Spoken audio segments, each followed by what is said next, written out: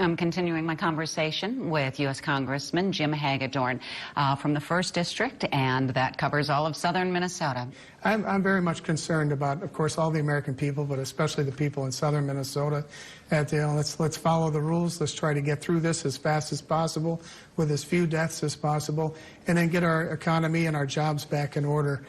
I think it's going to turn around here fairly quickly. How are you doing personally? Last time you were in here, we talked about your cancer.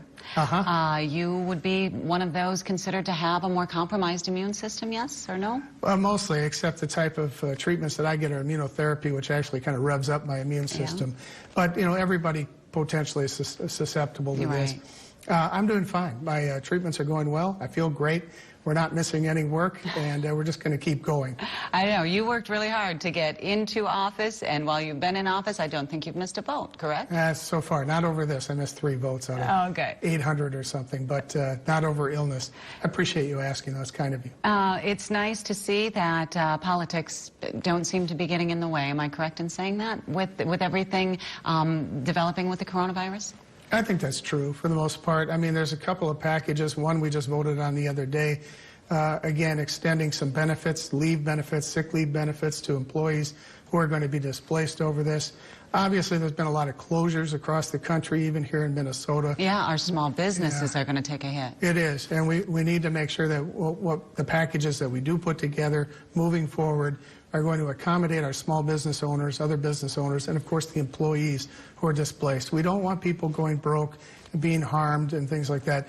This is no fault of anybody, so we're just having to deal with a situation, and we're going to get through it. But we're going to look out for people, I can guarantee you. How can we protect the housing market, or the markets with housing, because of what happened years ago, 10 years ago or so, and the recession that we were in back in 2007, 2008?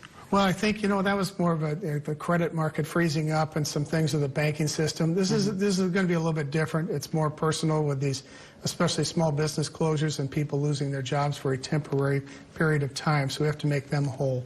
I think the economy, as the president said, is once we get past this, we try to get past it as fast as possible. That's why they're taking these incredible steps. I think things are going to rebound. There was a lot of demand in the economy before this happened. Every business person I talked to in southern Minnesota said their only problem was finding workers, especially skilled workforce. And I think we can get back to that pretty quickly. You do see some other things going on. Look, you go to the grocery stores and some of the shelves are empty. A lot of them. Last night I was at the Hy-Vee in Fairmont. You couldn't even buy hamburger, right? It was all gone. It does bring up something else, as much as serious as this is, and it is, and we want to get past it. Think about our food supply. And in the future, we have an incredible thing going on in our country with our agricultural system and our farmers that work hard and the people in agribusinesses that give us that food supply every day. And we're going to continue to work on that, make sure we keep infectious disease away from our livestock, and make sure that the American people don't have to worry about things like that. I appreciate that, and all the work that is getting done, whether it's in Washington, through technology or whatnot. Thank you.